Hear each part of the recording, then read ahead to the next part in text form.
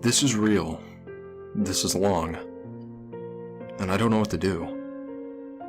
Let me start by saying that I'm an avid no-sleep reader, so given all the stories that I've read, I feel like I'm a reasonably cautious person. Hopefully you can agree. Kimmy's a teacher.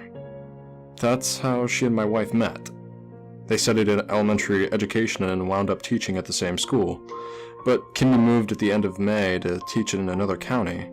She has a big lug of a dog named Bama, so all of you footballer jokes get out of the way now, please. Bama's an inside dog, and doesn't handle cars or being alone at home very well.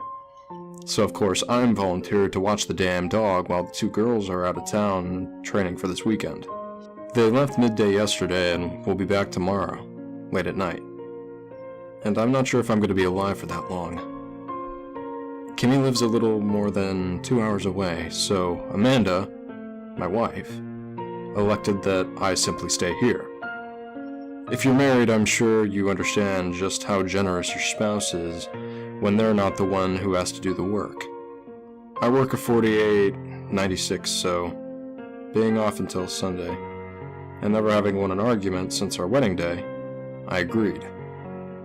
I packed some clothes, grabbed my laptop, and tossed my Browning high power into a duffel bag. Like I said, I've read enough no sleep. For the next few hours I was fine. Kimmy dragged her bag out of the bedroom and the woman left. Bama sat on the couch with me as we watched Friends on Netflix. He slobbered excitedly on my leg when Marcel appeared. So I got up and went to the kitchen to fetch a paper towel. It's a standard ranch-style home, and the kitchen-dining room combo is at the rear with the back door. No, nothing was staring at me from the woods. The door was dead-bolted other than the glow of the TV and the kitchen light. The house is dark and quiet. I ripped off a paper towel from the roll, wet it slightly, and began dabbing away at my jeans. As I'm doing this, the doorbell rings. Bama trotted to the front door, but unlike most dogs, he's pretty laid back and doesn't bark. So again, not my house. I'm not answering the door. I creep to the kitchen light to switch and turn it off. The hallway is at an angle, and I hoped whoever was at the door wouldn't see the light, and would simply leave. I peeked around the corner. The door's a good 20 feet away, and it's dark enough outside that I can only make out a silhouette. It moves slightly and the door rings again. Bama puts a paw against the door and looks back at me like, "Are you broken, human? Answer the door." The silhouette waits about half a minute and then shifts again before fading away. I give it a few seconds and then return to the couch. Bama returns to his spot beside me, but I pushed him away to keep him from my leg this time. I pulled the laptop out of the duffel bag, and I started surfing the internet. From where I'm sitting on the couch, I can't see the front door. There's a wall in the way. I can, however, see one of the dining room windows. At first, I'm distracted by a video of a panda scaring its mother with a sneeze. But then I realize there's a glow in the dining room window. It's faint and has a shimmering wave, like the light of a television reflection, and that's what I thought it was. But after a moment, it dawned on me. The angle between the television and window made it impossible. The light was outside. I stared at it for just a few seconds. It was too dim to be a flashlight. In hindsight, I think it looked more like a smartphone, being held a few feet away from the window. I shifted the laptop from my lap to stand away, and the light immediately went away. I stayed sitting and simply watched the window. The light didn't return. Bama yawns and smacked his jowls, and I patted his head, not diverting my eyes from where the light had been. A minute passes. 2. Marcel gets sent off to the zoo in the meantime, but no light appears. Now let's be real. I can't just stare at this one window until daylight. It's about 9 at night. An uneventful hour passes. No lights or anything, and I'm just back to browsing YouTube. My stomach growls loudly enough that Bama lifts his head and looks at me. So I get up to raid Kimmy's kitchen. You know the cycle. Open the fridge door, close the fridge door, open the cabinets, close the cabinets. Repeat both 2 or 3 times before resigning or for something that doesn't sound appealing. Kimmy lives alone and in that perpetual single lady's summer body diet, so there's not much to pick from. I finally settling on making a sandwich. I hear Bama rustling through the couch and his toenails clicking away on the hardwood floor. The sounds stop a few seconds before he comes into the kitchen to see if I'm going to give him any food. Without thinking, I dropped the part of a turkey slice on the floor for him, and then had to get a paper towel to mop up all the dog slobber on the floor. I finally take up a sandwich and a bottle of water from the fridge and sit back on the couch. Out of the room for about 6 minutes total. Nothing out of place in the living room. And yes, Netflix, I'm still watching. I eat. Mama's sitting right in front of me, drooling expectantly for more food. Having already fed the dog earlier, I shoot him away so that I could finish my sandwich in peace, and then stand when nature calls. Now there's 2 bathrooms. One connected to Kimmy's bed, and a half bath that's up near by the front door. I am a little weird about personal space, so I opt the second half bath. I check my texts as I'm walking through the bathroom. A good night message from Amanda. I text her back and pocket my phone before doing my business. Flush, wash hands, and I'm moving back for the couch when I hear a knock on the door. It's soft. It's knowing. It saw the bathroom light. Heard the running of water of the toilet flush. I stop in my tracks. Turning to the door, I see a large silhouette again. It's leaning to one of the side windows of the door. Its large head clearly looking at me. Whoever it is sees me. Maybe not clearly, but they could see me.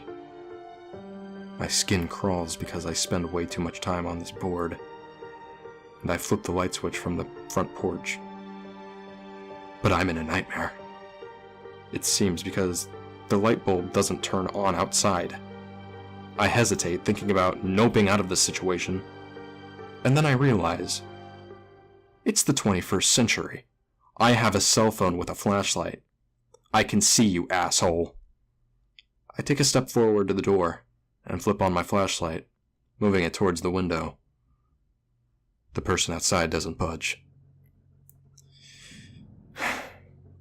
If you've ever seen The Strangers, the man in the movie, it's about the best way I could describe what I saw. By the size of this person, I'm guessing it was a man. He was taller than me. He wore these thick, dark clothing and a white pillowcase over his head with cutouts for eyes. I about dropped my phone, but I stood my ground. He raised a gloved hand, reached out for the window, and gave a soft knock again. My goosebumps have goosebumps at this point. Now, if you're screaming, "Go get the gun" at the screen, this is about the time that I had that exact same thought. I took a step back, and then stopped. Now follow me here. I've seen a lot of horror movies. If I leave the door to get the weapon to protect myself, what'll happen? It will disappear.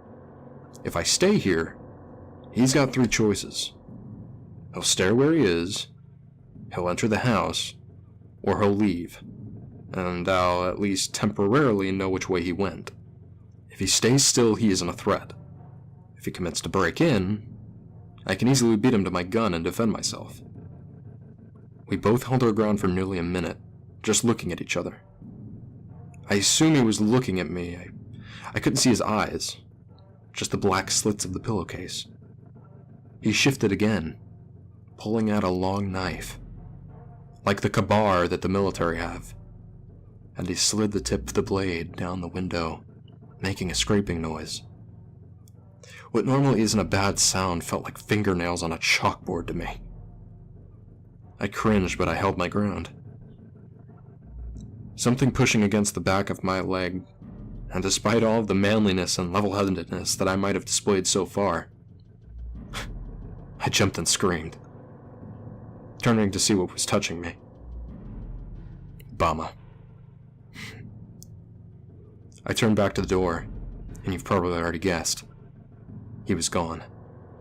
I didn't stop to look. I ran for the Browning and pulled it out, flicking the safety off, preparing for the worst. Having no children in my life to be concerned with, I already had a bullet in the chamber. I'm not a huge guns right activist, but at this point, I'm daring somebody to question me owning a gun. I pause in the living room, checking the windows. The visible dining room window is dark, as are the two windows in the living room. I move back to the front door, but stop long before I get to it.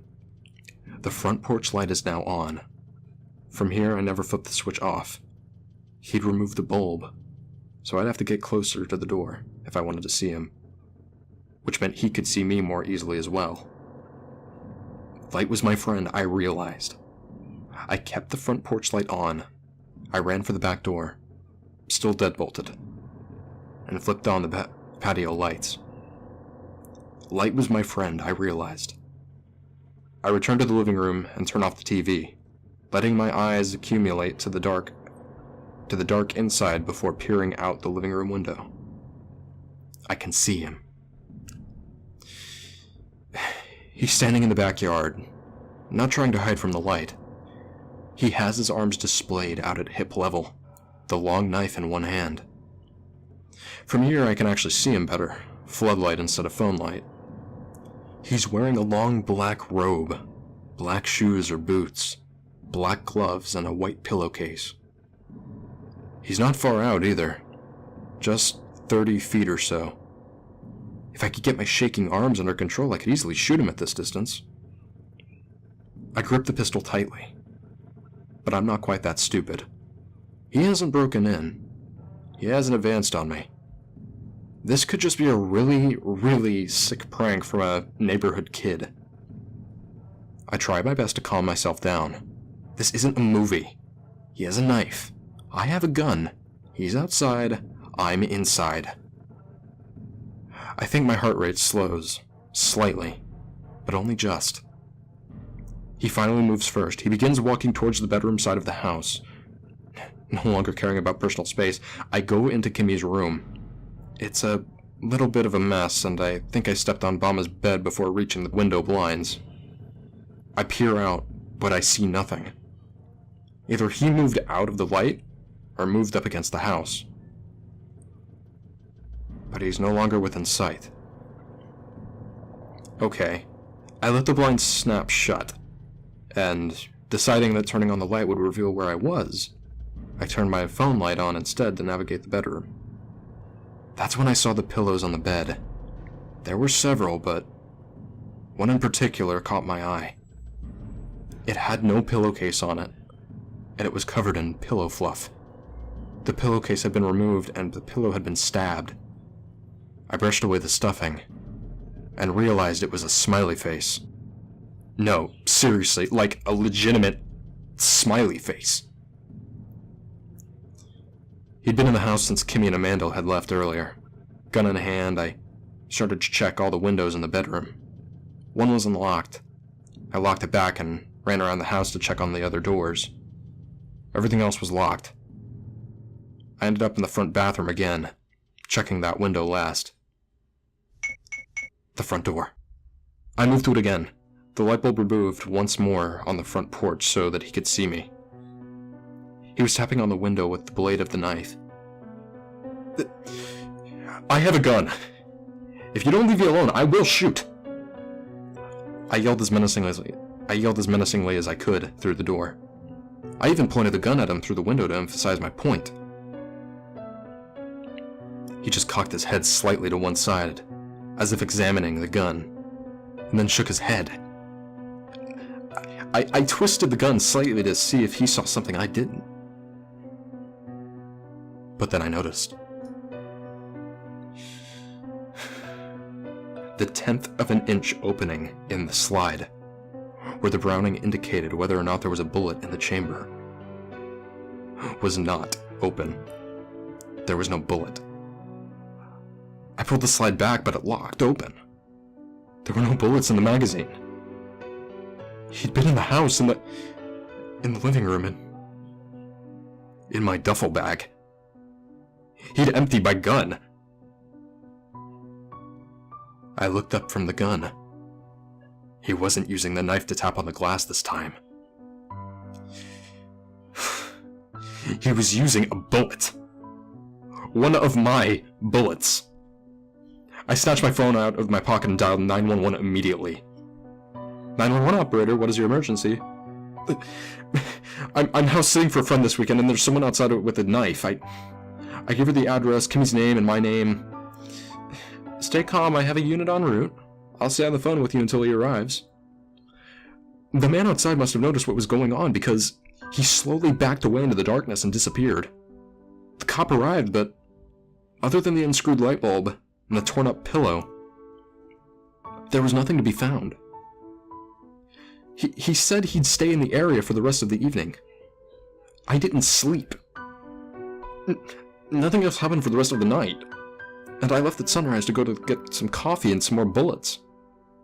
But as I backed out of the gravel driveway, I realized my mistake. I told the operator that I was house sitting for the weekend, and he'd heard me.